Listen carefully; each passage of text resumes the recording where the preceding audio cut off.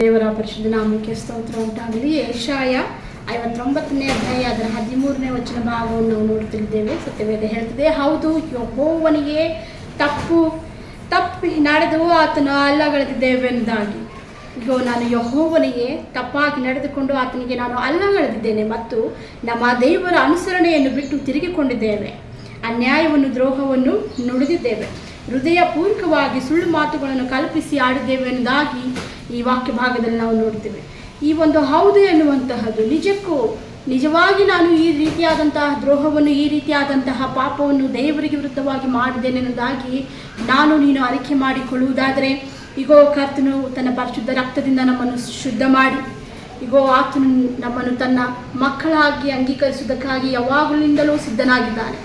ನಾವು ಮಾತ್ರ ಈ ವಿಧವಾದಂಥ ಅರಿಕೆಯನ್ನು ಬಿಟ್ಟು ನಾನು ಎಲ್ಲಿ ಸುಳ್ಳು ಹೇಳಿದ್ದೇನೆ, ನಾನು ಯಾರಿಗೆ ಮೋಸ ಮಾಡಿದ್ದೇನೆ, ನಾನು ಎಲ್ಲಿಯೂ ಸಹ ಅಲ್ಲಗಳೆಯಲಿಲ್ಲವಲ್ಲ, ನಾನು ನ್ಯಾಯವಾಗಿಯೂ ನೀತಿಯಾಗಿ ನಡೆದಿದ್ದೇನೆ ಎಂದಾಗಿ ಕೊಚ್ಚಿಕೊಳ್ಳುವಂತಹ ಮಾತುಗಳು ನಾವು ದಿನಾಲೂ ಆಡ್ತೇವೆ.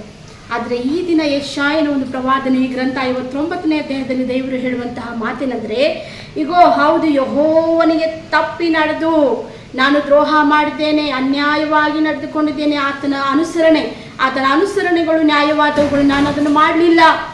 ದಯವಿಟ್ಟು ಕರ್ತನಾದ ದೇವರೇ ನನ್ನನ್ನು ಕ್ಷಮಿಸಿಬಿಡು. ಸುಳ್ಳು ಮಾತುಗಳನ್ನು ಕಲ್ಪಿಸಿಕೊಂಡು ಆಡಿದ್ದೇನೆ.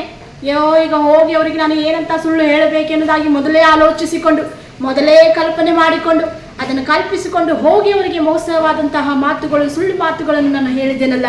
ಈಗೋ ಕರ್ತನಾದ ದೇವರೇ, ಈ ದಿನದಲ್ಲಿ ಈ ಪಾಪಕ್ಕಾಗಿ ನಾನು ಕ್ಷಮಾಪಣೆಯನ್ನು ಕೇಳ್ತೇನೆ. ದಯವಿಟ್ಟು ನನ್ನನ್ನು ಕ್ಷಮಿಸಿಬಿಡು.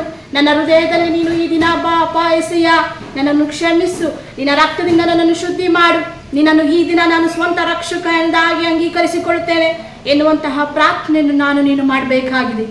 ಯಾರೆಲ್ಲ ಸಿದ್ಧರಾಗಿದ್ದೀರೋ ದಯವಿಟ್ಟು ಈ ಅರಿಕೆಯನ್ನು ಈ ದಿನ ಮಾಡಿರಿ. ಯೇಸುವೆ, ನನ್ನ ತಪ್ಪುಗಳನ್ನು ಕ್ಷಮಿಸಿಬಿಡು. ಈ ದಿನದಲ್ಲಿ ನೀನು ನನ್ನ ಹೃದಯದೊಳಗೆ ಬಾ.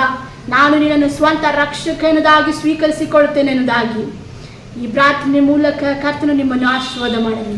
ಆಮೆನ್.